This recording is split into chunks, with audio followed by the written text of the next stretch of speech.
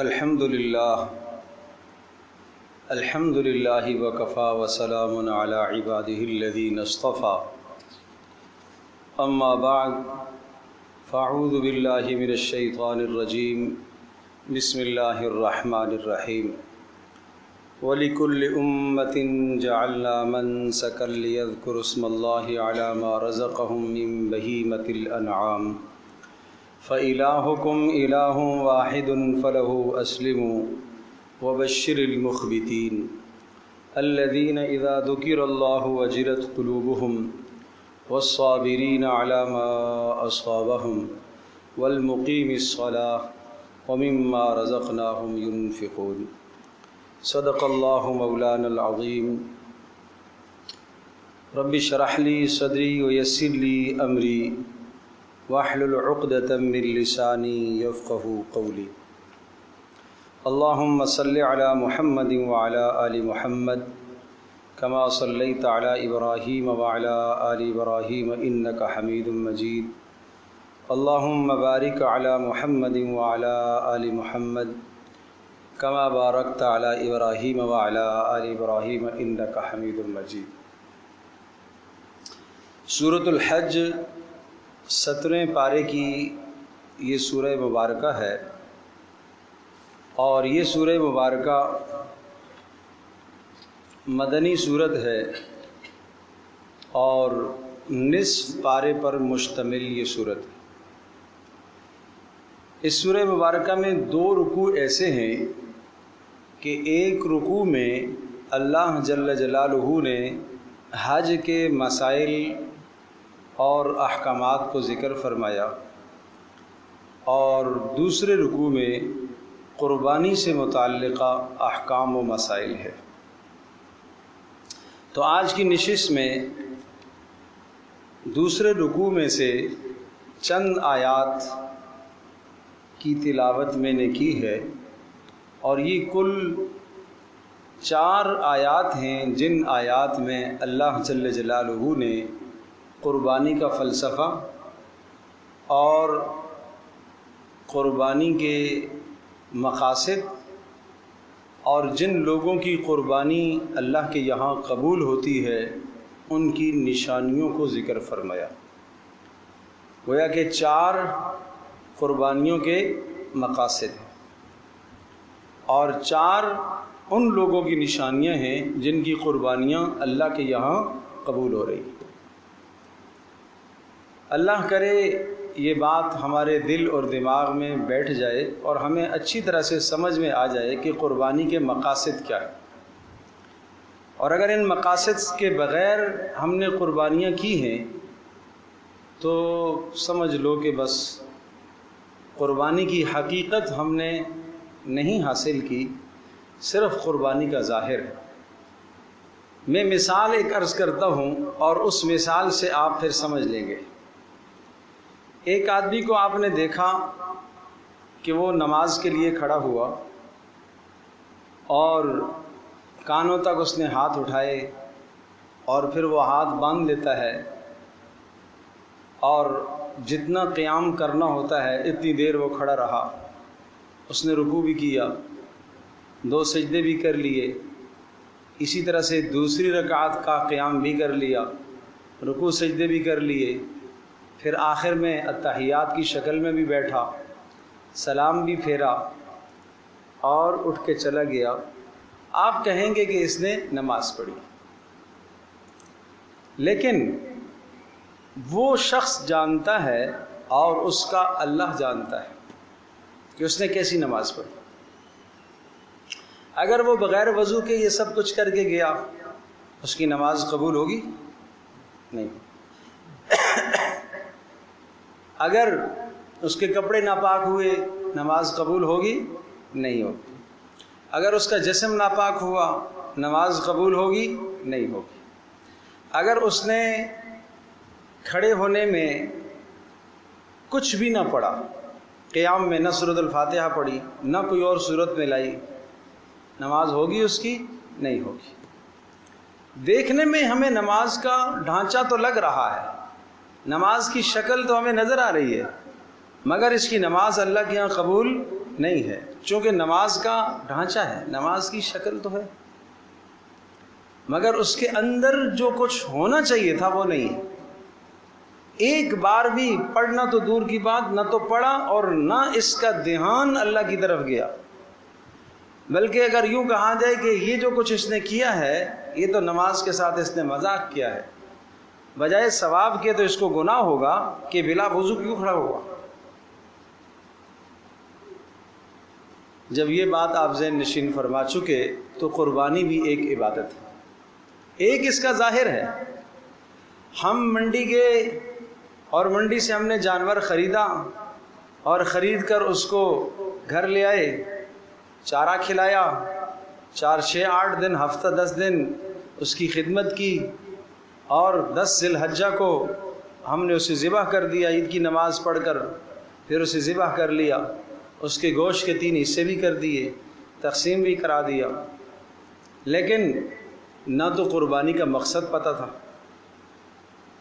نہ قربانی کے شرائط سے واقفیت تھی، نہ قربانی کے مسائل پتہ تھے، نہ قربانی کے آداب پتہ تھے، تو اس قربانی کی مثال ایسے ہی ہو گئی جیسے اس آدمی کی نماز،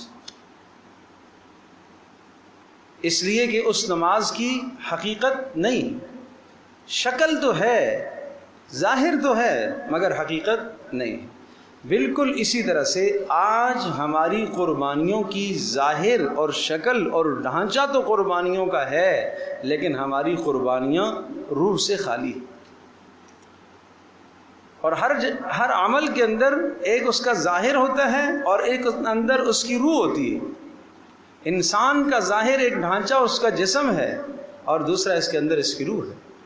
اسی طرح سے قربانی کا ایک ظاہر ہے جو ہمیں نظر آتا ہے، اور ایک اس کی روح ہے، اس کے مقاصد ہیں۔ اللہ پاک اس قربانی کے ذریعے سے ہم سے کیا چاہتا ہے، وہ مقاصد ہم نے پورے کیے کہ نہیں کیے۔ اگر وہ مقاصد ہم نے پورے نہیں کیے تو قربانی کیسے ہوگی؟ تو میں تو کئی دنوں سے یہ باتیں کہہ رہا ہوں اور بیان کر رہا ہوں، اللہ کرے دل و دماغ میں اتر جائیں، لیکن چونکہ آج کل ابھی بھی آپ دیکھیں جگہ جگہ جانور خرید کے لائے گئے، جانوروں کے پاس بیٹھ کر 2 2 3 3 4 4 گھنٹے بیٹھ کر گفت و شنید ہو رہی ہے، مگر مسائل سیکھنا، جاننا، مقصد قربانی کا سمجھنا، اس کی کسی کو بھی توفیق نہیں ہوئی۔ آج دن کو یہی مقاصد ایک مجمع میں میں نے بیان کیے، تو وہاں کچھ احباب مجھے کہنے لگے کہ مولوی صاحب ہم نے تو جتنی بھی قربانیاں کی ہیں یہ مقاصد تو آج زندگی میں ہم نے پہلی بار سنے، اور ان مقاصد سے ہماری قربانیاں خالی تھیں، اب کیا ہوگا؟ تو چی حالت ہے، قیامت کے دن یہ عذر تو نہیں ہوگا کہ مجھے نہیں پتہ تھا، نہیں پتہ تھا تو کیوں نہیں سیکھا آپ نے۔ تو آئیے اس مختصر نشست میں، وقت اتنا ہے نہیں، مختصر نشست میں میں کوشش کروں گا کہ 4 قربانیوں کے مقاصد اور قبولیت کی 4 شرائط میں آپ کے سامنے ذکر کروں۔ اللہ کرے ان مقاصد کے مطابق ہم قربانیاں کریں۔ وَلِكُلِّ أُمَّةٍ جَعَلْنَا مَنْسَكًا، فرمایا ہر امت کے لیے ہم نے قربانی کو رواج دیا ہے، ہر امت کے لیے ہم نے قربانی کو مروج کیا ہے، اور ہر امت میں ہم نے قربانیوں کا حکم دیا ہے۔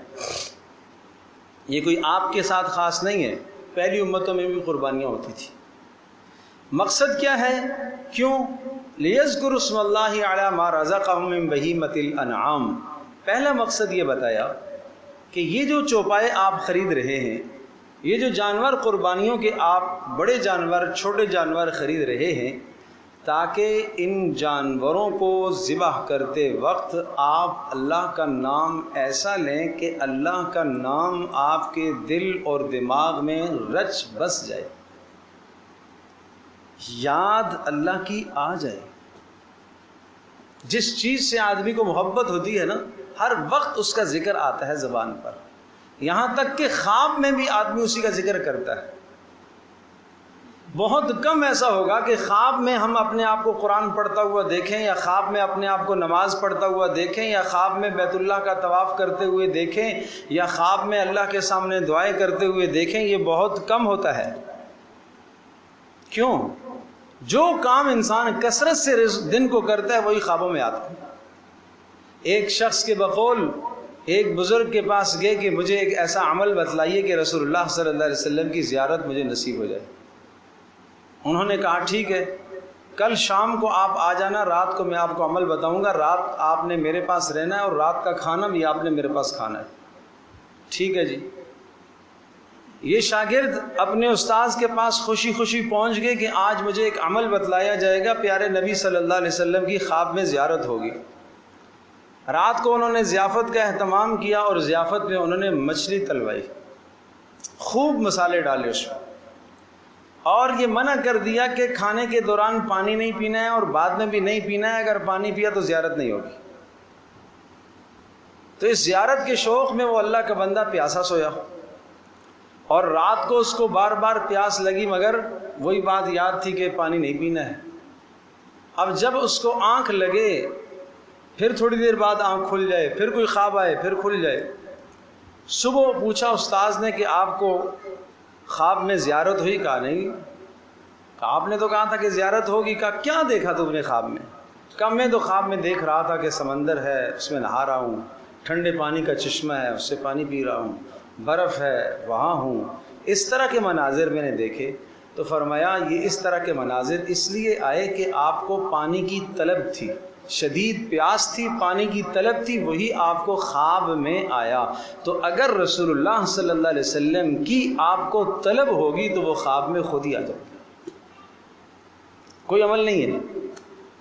اگر آپ سنت کی اتباع کریں گے، دن رات چلتے پھرتے اٹھتے بیٹھتے ہر وقت محمد رسول اللہ صلی اللہ علیہ وسلم کا خیال آپ کریں گے تو آپ کو خواب میں وہ آئیں گے۔ جس آدمی کو آپ ہم وقت سوچتے ہو، دن کو رات کو ہر وقت اسی کو سوچتے ہو، وہ خوابوں میں آتا ہے۔ تو یوں اللہ کا نام رچ بس جائے کہ آپ سوتے میں بھی اللہ کا نام لے رہے ہو، جاگتے میں بھی اللہ کا نام لے رہے ہو، اور اتنا طویل اللہ کا نام اس طرح سے آپ کو ہو جائے، ایسا ہو جائے کہ گھر سے نکلے تو اللہ کا نام، یہاں سے جانور خریدنے کے لیے منڈی جا رہے تو کیوں؟ اللہ کی رضا کے لیے قربانی کرنی ہے۔ گھر کے سربراہ کو آپ نے پیسے دینے ہیں، گھر کی خواتین نے لو بھائی یہ میرے سے پیسے لو، اور اللہ کی رضا کے لیے میرے لیے بھی جانور لے کے آنا۔ قربانی جانور خریدنے کے لیے، خریداری کے لیے پہنچ گئے منڈی میں، کس لیے خرید رہے ہیں؟ اللہ کی رضا کے لیے۔ داخل ہوتے وقت منڈی میں، منڈی داخل ہونے کی، بازار داخل ہونے کی دعا پڑھی ہے کہ نہیں پڑھی؟ عبادت ہے نا۔ اللہ کو یاد کیا کہ نہیں کیا؟ پھر خریداری کے وقت کی دعا پڑھی کہ نہیں پڑھی؟ ارے بھائی نہیں پڑھی تو دعا ہو، خریداری ہو جائے گی نہیں ہو جائے گی؟ ارے خریداری تو ہو جائے گی بھائی، لیکن سنت کیا ہے؟ یہ عبادت کرنے جا رہے ہیں۔ اگر آپ نے وضو میں کلی نہیں کی تو وضو ہو جائے گا کہ نہیں ہو جائے گا؟ وضو تو ہو جائے گا، مگر سنت چھوٹ گئی۔ اس قربانی کی عبادت میں اگر آپ نے بازار یا منڈی داخل ہونے کی دعا نہ پڑھی تو سنت رہ گئی، اگر آپ نے خریداری کی دعا نہ پڑھی تو سنت رہ گئی۔ جب سنتیں آپ کے اعمال میں رہ گئی تو سنتیں رہنے کی وجہ سے فرض پر اثر پڑتا ہے، اور وہ قربانی آپ کی متاثر ہوگی، اس میں وہ یکسوئی نہیں آئے گی، اس میں وہ روح نہیں پیدا ہوگی، اس لیے کہ سنتیں چھوٹی ہیں۔ پھر جانور کو گھر لے آئے، کیا ان آداب کے ساتھ آپ نے اس جانور کو کھلایا پلایا ہے جو رسول اللہ صلی اللہ علیہ وسلم نے آداب بتائے؟ چارہ ڈالنا، جس کو قرآن کہتا ہے کہ یہ جانور شعائر اللہ، اللہ کی قدرت کی ایک نشانیاں ہیں، کیا آپ نے اس کو سمجھا؟ کیا اس جانور کو یہ دیکھ کر آپ نے یہ تصور کیا کہ یہ میری اطاعت کر رہا ہے تو مجھے اللہ کی کتنی اطاعت کرنی چاہیے؟ لِيَذْكُرُوا اسْمَ اللَّهِ عَلَى مَا رَزَقَهُم مِّن بَهِيمَةِ الْأَنْعَامِ، خریداری سے لے کر گوشت کی تقسیم تک، گوشت کے کھانے تک، ہر آن ہر گھڑی آپ کو اللہ کا نام یاد رہ جائے، آپ کے دل و دماغ میں اللہ کا نام بس جائے، اللہ کی یاد بس جائے۔ یہ پہلا مقصد ہے قربانی کا، تاکہ اللہ کی یاد رچ بس جائے، آپ کے دل و دماغ کے اندر پیوست ہو جائے، اور فَإِلَٰهُكُمْ إِلَٰهٌ وَاحِدٌ، اور تمہیں یہ یقین کرنا چاہیے کہ ہمارا الہ اور معبود تو ایک ہی اللہ ہے۔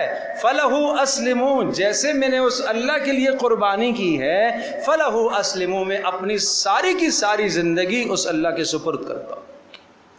یہ نہیں کہ آج تو قربانی کر لی، تجارت وہ میرے اپنے طریقے پر ہوگی بھی، سود نہیں چھوٹ سکتا، جھوٹ نہیں چھوٹ سکتا، لوٹ کسوٹ نہیں چھوٹ سکتی، خیانت نہیں چھوڑی، تو فَإِلَٰهُكُمْ إِلَٰهٌ وَاحِدٌ فَلَهُ أَسْلِمُوا، اللہ کے سامنے جھک جانا نہیں ہوا۔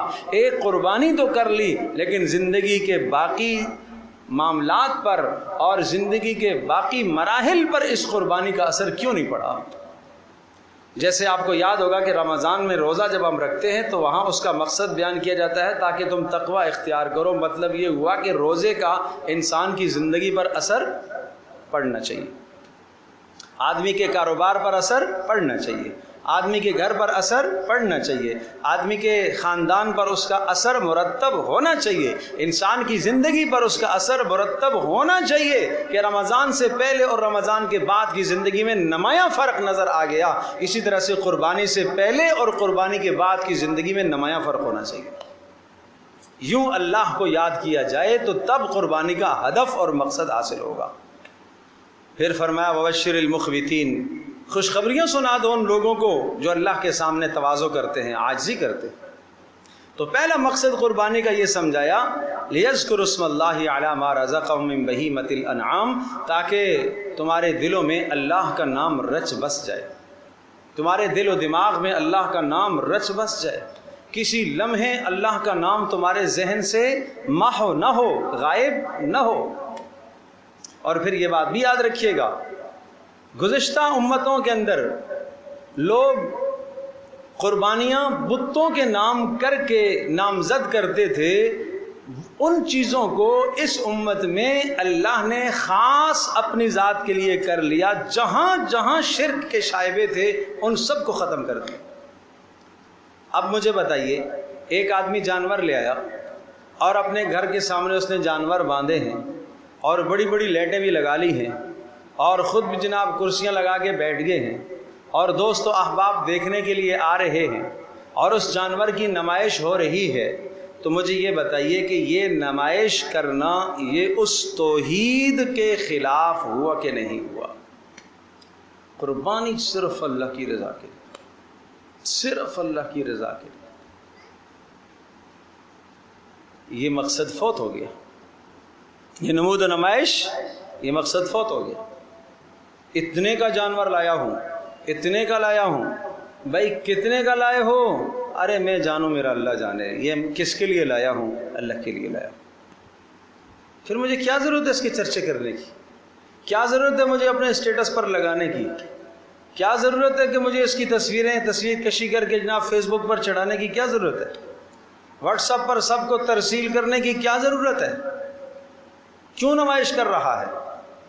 اگر یہ نمائش کر رہا ہے فَلَهُ أَسْلِمُوا، صرف اللہ کے سامنے جھک جاؤ، یہ جھکنے والا جذبہ اس کے اندر نہیں آیا۔ تو اس لیے پہلا مقصد یہ قربانی کا ہے۔ میں نے عرض کیا کہ خریداری سے لے کر گوشت کی تقسیم تک ہر لمحے میں اللہ کی یاد دل و دماغ میں بیٹھ جائے۔ نمبر 2، دوسرا مقصد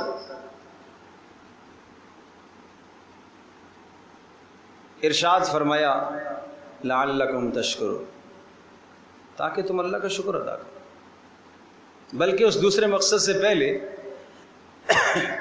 وہ 4 صفات عرض کر دیتا ہوں جن 4 صفات پر اللہ قربانی کو قبول کرتا ہے۔ نمبر 1، ان لوگوں کی قربانی قبول ہوگی اذا ذکر اللہ وجلت قلوبہم، جب ان کے سامنے اللہ کا نام آئے تو ان کا دل اللہ کے خوف سے کانپ جائے۔ جب ان کے سامنے اللہ کا نام آئے تو ان کا دل اللہ کی محبت سے مچل جائے۔ اللہ کا نام آئے، آنکھوں میں آنسو آ جائے، یہ کس کا نام لیا؟ یہ میرے اللہ کا نام، یہ میرے پیارے رب کا نام، یہ میرے پیارے اللہ کا نام ہے۔ یہ جانور کس کا؟ یہ میرے پیارے اللہ کے نام ہے، یہ میرے رب کے نام ہے۔ یہ میرے اللہ کا دیا ہوا مال اس اللہ کے نام پر اس اللہ کے حکم سے قربان کر رہا ہوں. یہ ہے وجلت قلوبہم. جانور کو دیکھے، جانور کو چارہ ڈالے اور اس کی گردن پر ہاتھ پھیرے، اندر اندر جی میں خوش ہو رہا ہو، اے اللہ تیرا شکر ہے، اے اللہ یہ تیرے نام پر، اے اللہ یہ تیرے نام پر، اے اللہ یہ اولاد کا بدل ہے، اے اللہ اگر تو اولاد کے ذبح کا حکم دیتا تو میں وہ بھی کرنے کے لیے تیار تھا، مگر تیرا احسان ہوا، تیرا کرم ہوا، تیرا فضل ہوا، تو نے اولاد سے حکم کو پھیر دیا جانور کی طرف. بار بار یہ تصور تو ہو. وجلت قلوبہم، اللہ کا نام آئے تو دل محبت سے مچل جائے، اللہ کا نام آئے دل خوف سے کانپ جائے. نمبر 2 والصابرین علی ما اصابہم، اور مصیبت جو آئے، تکلیف آئے، اس پر برداشت کر لے. کسی نے کچھ کہہ دیا، برداشت کر لے. قربانی کے موقع پر خرچ زیادہ ہو گیا، برداشت کر لے. کس لیے کیا ہے؟ اللہ کے لیے کیا ہے. کوئی بات نہیں، ہم اپنی 10 ضروریات کو، خواہشات کو پیچھے کر کے ایک بیوی کی ضرورت کو پورا کرنے کی کوشش کرتے ہیں، پیسے اس پر لگا دیتے ہیں. شادی کا موقع آیا، عزیزوں کی شادی آئی، سب کے گھر میں جوڑے بنائے، بچوں کے بھی، بیوی کے بھی، اپنے بھی، حالانکہ جوڑے بنانے کی استطاعت نہیں تھی مگر زبردستی کر کے جوڑے بنا لیے. اسی طرح سے اگر قربانی کی استطاعت اور گنجائش نہیں ہے، فرض ہے قربانی، تو اسے قربانی کرنی چاہیے اور لازمی کرنی ہے. اسے اتنا بڑا اجر کہ کیا ملے گا؟ کہا ہر بال پر نیکی ملے گی، ہر بال پر نیکی ملے گی. ہر آدمی کو چاہیے کہ وہ قربانی کے اندر اپنا حصہ شامل کرے. رسول اللہ صلی اللہ علیہ وسلم نے فرمایا کہ ان دنوں میں، ذی الحجہ کے دنوں میں، یعنی 10 ذی الحجہ، 11 ذی الحجہ، 12 ذی الحجہ، ان 3 دنوں میں اللہ کے نزدیک سب سے محبوب اور پسندیدہ عمل وہ جانور کا خون بہانا ہے. آپ نے 50,000 کی قربانی لے لی مثلا، مزید آپ کے پاس 25,000 روپے ہیں. اب دل آ رہا ہے کہ 25,000 روپے میں کسی کو صدقہ کر دوں، یعنی یہ 75,000 روپے آپ کو دینا ہے، اللہ کے نام پر دینا ہے. ایک آپ نے قربانی لے لی، مزید 25,000 روپے آپ کے پاس بچ گئے. ایک خیال یہ آتا ہے کہ یہ پیسے میرے پاس ہیں، عید والے دن، دوسرے دن میں یہ کسی کو دے دوں تاکہ وہ اپنی کوئی ضرورت پوری کر لے. فلاں بچی کی شادی ہے، اس کو دے دوں، فلاں بچے کی شادی ہے، اس کو دے دوں. لیکن حدیث یہ بتا رہی ہے کہ ان دنوں میں اگر تمہارے پاس پیسہ آ گیا تو سب سے بہتر صدقہ کیا ہے؟ قربانی کا. یہ جو لوگوں کو آج ایک بلا سوجی ہوئی ہے کہ اتنے بڑے جانوروں کو ذبح کرنے کی کیا ضرورت ہے، جناب کسی لڑکی کا جہیز بنا لیتے. بھائی اس لیے کہ رسول اللہ صلی اللہ تعالی علیہ وسلم نے از خود 100 اونٹ ذبح فرمائے ہیں ایک موقع پر. 100 اونٹ. آپ کے لیے ایک کافی نہیں تھا، 2 کافی نہیں تھے، 10 کافی نہیں تھے، 100 اونٹ آپ نے خود ذبح فرمائے ہیں. 100 اونٹ آپ نے قربان کیے. 100 اونٹوں کی قربانی کی، 63 کو آپ نے اپنے ہاتھوں سے ذبح فرمایا. تو یہ کیا سمجھایا کہ ان دنوں میں سب سے بڑھیا اور سب سے بلند ترین عمل وہ کیا ہے؟ قربانی کے جانور کا خون بہانا اللہ کی رضا کے لیے. تو اس لیے فرمایا قربانی ان کی قبول ہوگی. والصابرین علی ما اصابہم، جو صبر کرنے والے. نمبر 3 والمقیم الصلاۃ، جو نماز قائم کرنے والے ہیں ان کی قربانی قبول ہوگی. یہ کیسا قربانی کرنے والا ہے؟ چھری پھیرنے کے لیے آ گیا، فجر کی نماز ارے وہ تو نہیں پڑھی. اور کچھ ظالم ایسے بھی کہ عید کی نماز بھی نہیں پڑھی لیکن قربانی کرنے کے لیے یہ بھی آ جاتا ہے سامنے. یہ کیسی قربانی؟ قرآن کہتا ہے والمقیم الصلاۃ، نماز کا قائم کرنے والا ہو اس سے اللہ قربانی قبول کرے گا، اس سے اللہ قربانی قبول کرے گا. اللہ اکبر.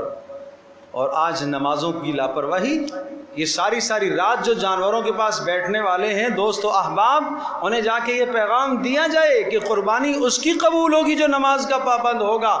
تم نے مغرب کی نماز چھوڑی ہے، عشاء کی نماز چھوڑی ہے، فجر کی نماز چھوڑی ہے، کس منہ سے اس جانور کی گردن پر چھریاں چلاؤ گے؟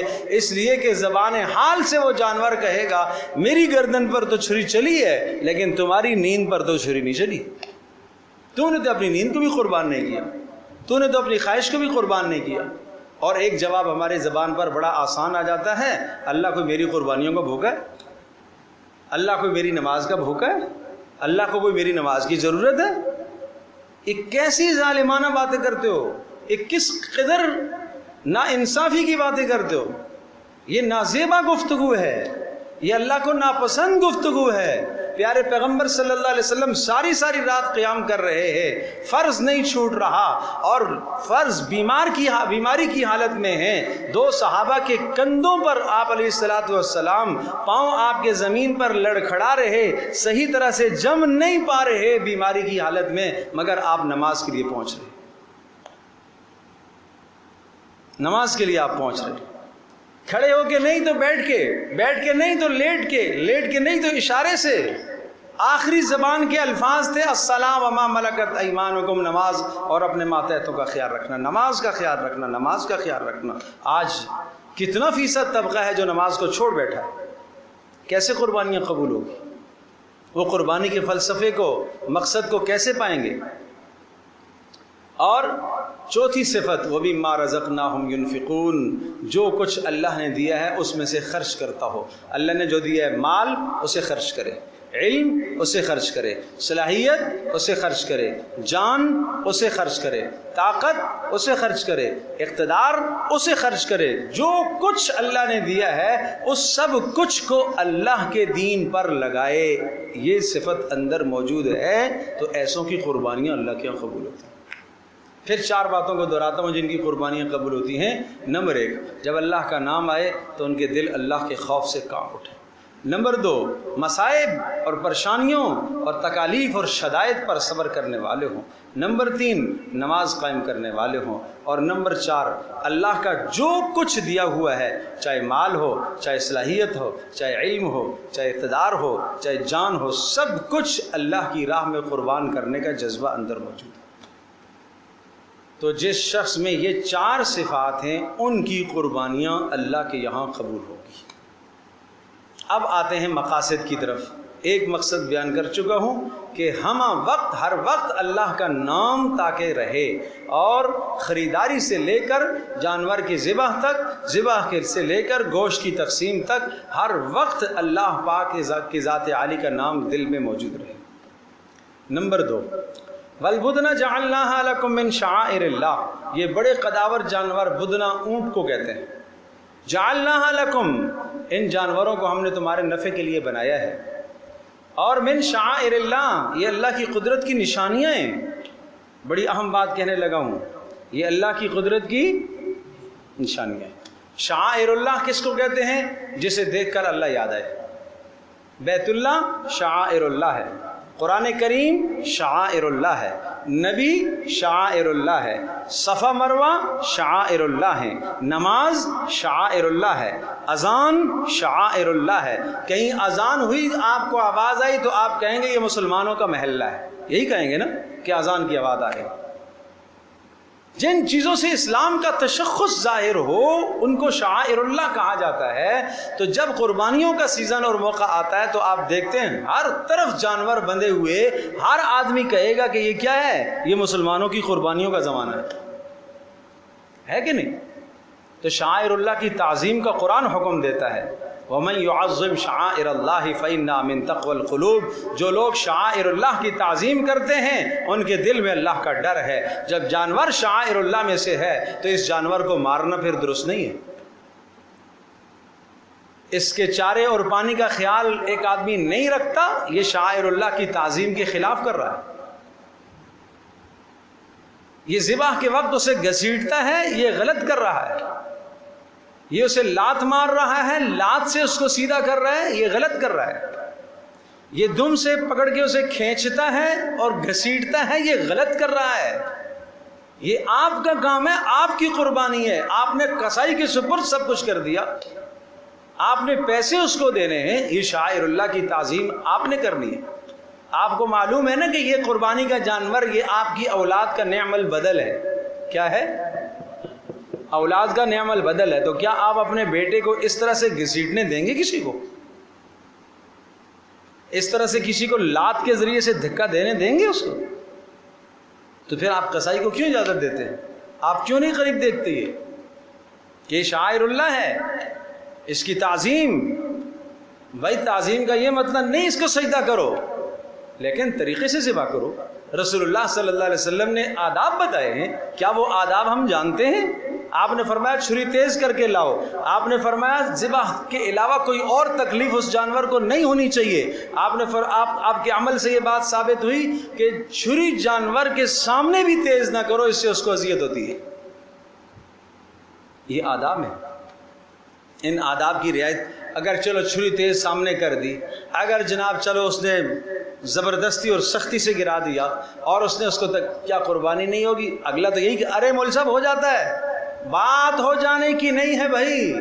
بات میں پھر وہی کہوں گا، اگر ایک آدمی مرد ہے، اگر ناف سے لے کر گھٹنوں تک اس کا حصہ چھپا ہوا ہے، ناف بھی ڈھکی ہوئی ہے، گھٹنے بھی ڈھکے ہوئے ہیں، تو بتائیے نماز ہو جائے گی کہ نہیں ہو جائے گی بھائی؟ تو پھر اسی طرح سے کیوں نہیں پڑھتا؟ کیوں قمیص پہن رہا ہے؟ کیوں سر پر ٹوپی پہن رہا ہے؟ تو وہ ایسی ہی ہے. پھر جو آپ یہ کہتے ہیں نا ہو جائے گی، تو اس کا مطلب یہ ایسے ہی کہ ننگا دڑنگا بس اس نے ناف سے لے کر گھٹنوں کے نیچے تک پہنا ہوا، باقی پورا جسم جنگا. بھائی اسی طرح سے جائے اپنے آفس میں، اسی طرح سے جائے کاروبار میں، ہو جاتا ہے.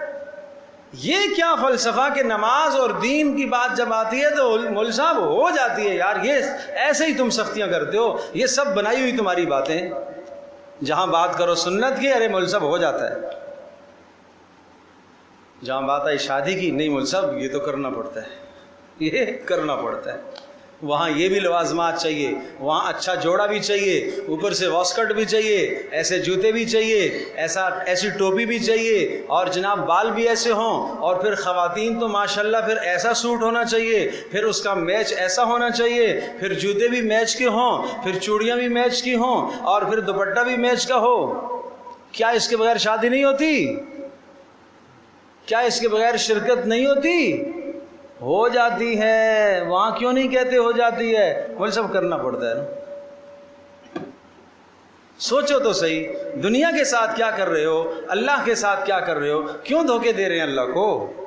کیوں اللہ کو دھوکے دے رہے ہیں کہ ہو جاتا ہے؟ کیوں اللہ کو دھوکے دے رہے ہیں؟ یہ شیطان پٹیاں کیوں پڑھا رہا ہے؟ اور وہاں ظالم کیوں نہیں پٹی پڑھا رہا ہے کہ ہو جاتا ہے؟ وہاں شور کی گنجائش نہیں تھی نا، کہتی نا، گھر والی کہتی کہ ارے نہیں گنجائش ہے تو کوئی بات نہیں، پرانے کپڑوں میں چلی جاؤں گی نا، شادی میں شرکت تو ہو جائے گی. نہیں جی، کرنا پڑتا ہے، کرنا پڑتا ہے. تو اللہ کے لیے الگ معیار ہو گیا ہمارے، اور مخلوق کے لیے الگ ہو گیا. تو بات یہ عرض کر رہا تھا کہ ارشاد فرمایا کہ یہ شعائر اللہ ہیں، قربانی کے جانور. لکم فیہا خیر، ان جانوروں میں تمہارے لیے منافع ہیں، ان میں تمہارے لیے خیر ہے. کیا منافع ہیں ان میں تمہارے لیے؟ ان جانوروں کا گوشت تم ہی استعمال کرتے ہو، کھالیں بھی تمہارے کام کی ہیں، ہڈیاں بھی تمہارے کام میں آتی ہیں، اس کے سارے اجزاء تمہارے کام میں آتے ہیں.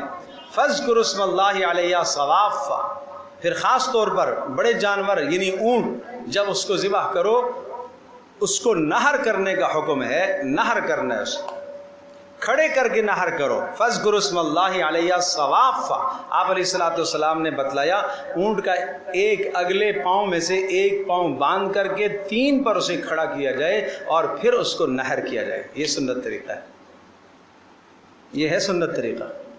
یہاں تو ایک ہنگامہ لگ رہا ہوتا ہے، ایک میلہ لگ رہا ہوتا ہے. قصائیوں کو بھی نہیں معلوم کہ مسنون طریقہ اس کے نہر کا کیا ہے. اس مسنون طریقے پر لایا جائے. اونٹ خریدنے والوں پہلے مسنون طریقہ پتہ کرو، اس کے نہر کا سنت طریقہ معلوم کرو، اس سنت کے مطابق اس کو نہر کرواؤ، سنت کے مطابق نہر کرواؤ. اتنا بڑا جو مال آپ نے لگایا، پیسہ لگایا، سنت کے مطابق اہتمام کرو.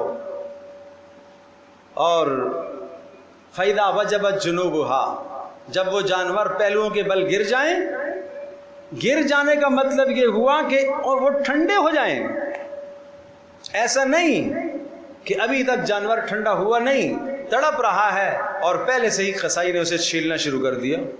ظلم ہے، زیادتی ہے. یہ حکم ہے کہ آپ ذبح کرو، آپ کو ذبح کرنا آنا چاہیے. خاتون بھی ذبح کر سکتی ہے، اسے بھی آنا چاہیے، اپنی قربانی خود ذبح کرے. 4 رگوں کا کٹ جانا یہ جانور کا ذبح ہے. دو رگیں دائیں بائیں ہوتی ہیں اور دو بیچ کی رگیں ہیں، ایک خوراک کی رگ ہے اور ایک سانس کی رگ ہے، یہ چار بڑی رگیں ہیں، ان کا کٹ جانا جانور ذبح ہو گیا۔ جب یہ چار رگیں کٹ گئی ہیں اب اس کے بعد اسے چھوڑ دو، تم اس کو تڑپنے دو۔ یہ جو تڑپ رہا ہے، یہ جو زور زور سے پیر مار رہا ہے، یہ اندر سے دم مصفوح بہتا خون باہر نکال رہا ہے۔ یہ خون تو ہمارے لیے حلال نہیں ہے، یہ خون اندر سے نکل رہا ہے، نکلنے دو اس کو۔ جب یہ خون اندر سے نکل جائے گا اب اس جانور کے گوشت کا کھانا ہمارے لیے درست ہو گیا، اس لیے کہ شرعی طریقے کے مطابق کیا ہو گیا؟ ذبح ہو گیا۔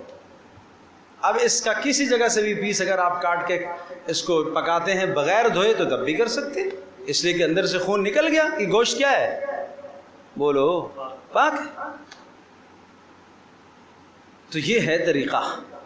اور یہ جو ذبح کیا اور پھر اس کے اندر گلے کے اندر چھری کو بار بار کھومتے ہیں، یہ ٹھیک نہیں۔ یہ روکو تم کہ جلدی روح نکل جائے۔ کیوں جلدی نکل جائے؟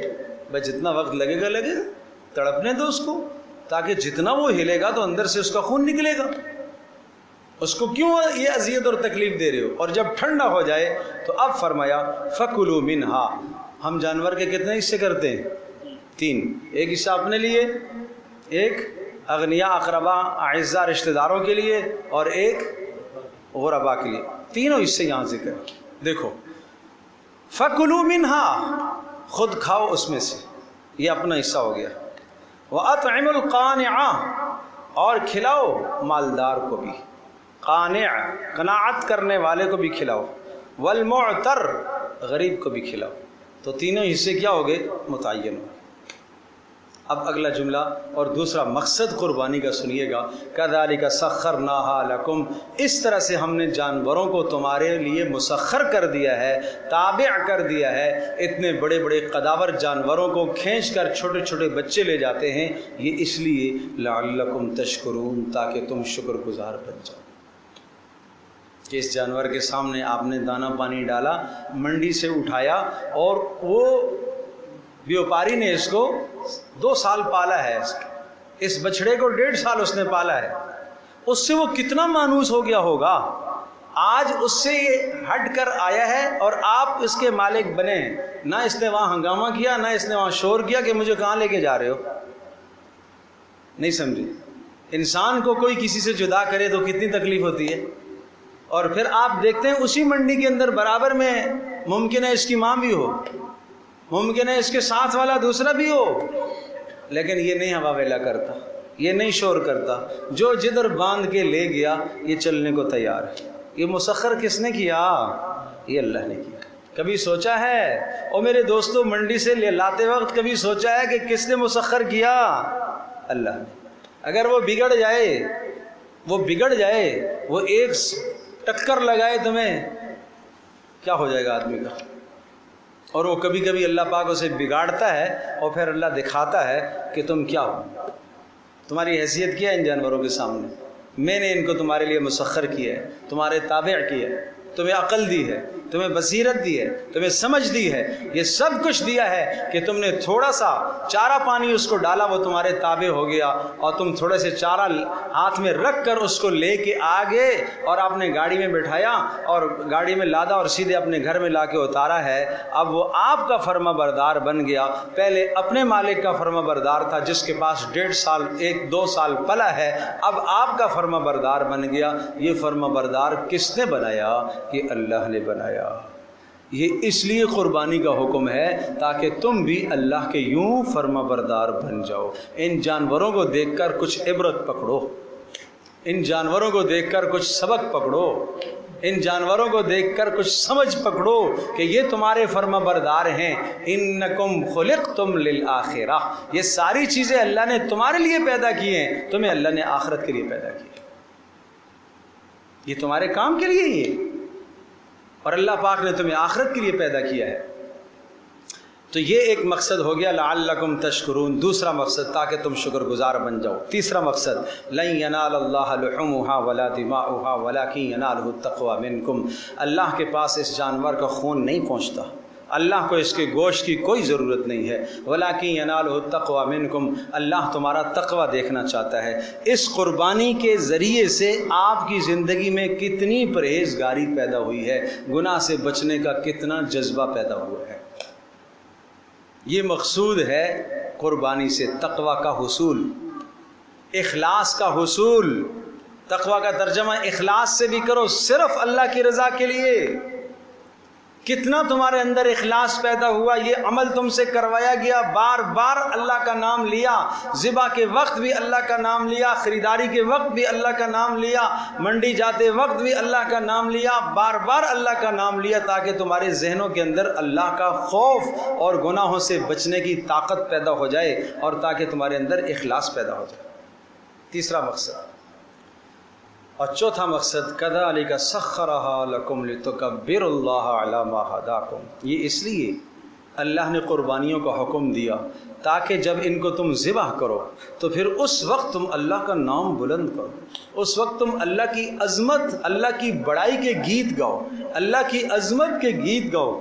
بسم اللہ اللہ اکبر، بسم اللہ اللہ اکبر، بسم اللہ اللہ اکبر، سب کی آواز، سب کی زبانوں سے بیک وقت یہ آواز نکلے، جو ذبح کر رہا وہ بھی، جس نے پیر پکڑے ہوئے وہ بھی، جس نے سر پکڑا ہوا وہ بھی، جس نے ٹانگیں پکڑے ہوئے وہ بھی، جس نے پیٹ دبایا ہوا جانور کا، سب کے ذمے ہے کہ وہ اللہ کی تکبیر کو بلند کریں، اللہ کے نام کو بلند کریں، پتہ چلے کہ یہ اللہ کے نام پر جانور ذبح ہو رہا ہے، اور اس موقع پر پھر ہم کہیں گے ارے اللہ جانتا ہے، چھوڑ لو بس۔ کیوں؟ کیا فرمایا؟ ایسے اللہ کی تکبیر بلند کرو، کما ہداکم، جیسے اللہ نے، علامہ ہداکم، جیسے اللہ نے تمہیں بتلایا ہے، جیسے اللہ نے تمہیں سکھایا ہے۔ آؤ محمد رسول اللہ صلی اللہ علیہ وسلم کی قربانی کیسی ہے؟ آپ ذبح کر کے اللہ اکبر، بسم اللہ اللہ اکبر پڑھتے ہیں، اور پھر کہتے ہیں اللہم تقبل منی کما تقبلت من خلیلک ابراہیم، اے اللہ مجھ سے ایسے قبول کر لے جیسے آپ نے اپنے خلیل ابراہیم علیہ السلام سے قربانی کو قبول فرمایا۔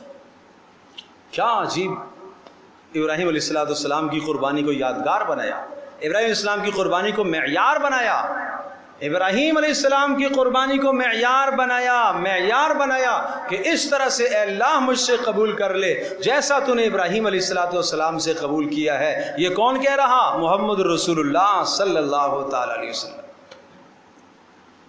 اور یاد رکھیے گا، اگر آپ جانور کو خود ذبح کر رہے ہیں، آپ تکبیر پڑھیے گا، آپ کو خود ذبح کرنا چاہیے، اور باقی کام نہیں کر سکتے، کم از کم چھری خود پھیریے، اللہ کا نام اہتمام کے ساتھ لیجئے۔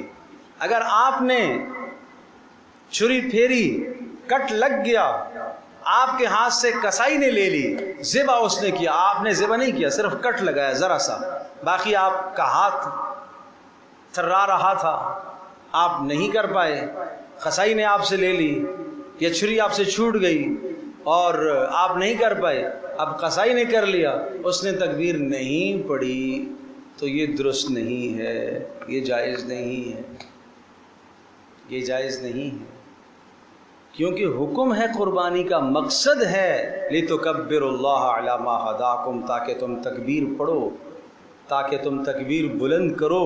اس لیے آپ علیہ السلام نے فرمایا فاطمہ آؤ اپنی قربانی کے پاس آ کے کھڑی ہو جاؤ، قربانی کے پاس کھڑی ہونے کا حکم دیا فاطمہ رضی اللہ تعالی عنہا کو۔ خواتین خانہ اپنی قربانیوں کو دیکھیں، مگر پردے کی رعایت کے ساتھ، پردے کی رعایت کے ساتھ، غیر محرم کے سامنے نہ آئیں، پردے کی رعایت کے ساتھ چھپ کے دیکھ لیں، اور جب جانور ذبح ہو رہا ہو تو یہ بھی تکبیر پڑھیں، بسم اللہ اللہ اکبر، یہ بھی پڑھیں، اللہ کا نام بلند ہو، تاکہ اللہ کی عظمت اور کبریائی تاکہ دل میں بیٹھے۔ فرمایا وبشر المحسنین، پھر مخلص جو لوگ ہیں ان کے لیے تو خوشخبریاں ہیں، جنہوں نے یہ سارے کام از اول تا آخر سب کچھ اللہ کی رضا کے لیے، کیا کہہ رہا ہوں سنیے گا، از اول تا آخر، جانور خریداری سے لے کر ذبح تک، ذبح سے لے کر تقسیم کرنے تک، سب کچھ کس کے لیے کیا ہو؟ اللہ کی رضا کے لیے کیا ہو۔ دوسرا جملہ سنیے گا، سب کچھ کیسا کیا ہو؟ رسول اللہ صلی اللہ علیہ وسلم کی ادا کے مطابق، اللہ کی رضا کے مطابق، پیارے رسول صلی اللہ علیہ وسلم کی ادا کے مطابق، آپ کی سنت کے مطابق، تو فرمایا پھر ایسوں کو خوشخبریاں دو، ایسوں کی قربانیاں اللہ کے ہاں قبول ہوں گی۔ اللہ تبارک و تعالی ہم سب کی قربانیاں اس طرح سے قبول فرمائے۔ وآخر دعوانا الحمدللہ رب العالمین۔ تو بھائی درخواست ہے کہ مسائل سیکھ لیجئے، مسائل بڑے اہم ہیں قربانی کے، ان کا سیکھنا، ان کا جاننا سب کے لیے ضروری ہے۔ جانور خریداری کے مسائل بھی سیکھنا، جانور کے ذبح کے مسائل بھی سیکھنا، اور اسی طرح سے جناب گوشت کی تقسیم کار کے مسائل کا بھی سیکھنا۔ میں نے عرض کیا اللہ کی رضا کے لیے، محمد رسول اللہ کی ادا کے مطابق، یعنی آپ کی سنت کے مطابق۔ پھر دیکھو اس قربانی کے مقاصد کیسے حاصل ہوتے ہیں۔ اللہ پاک ہم سب کے لیے عمل کرنا آسان فرمائے۔ الحمد للہ رب العالمین والصلاة والسلام علی سید الانبیاء والمرسلین وعلی آلہ وصحبہ امتی اجمعین۔ اللہم ارحمنا بالقرآن العظیم واجعل لنا اماما ونورا وہدی ورحمہ۔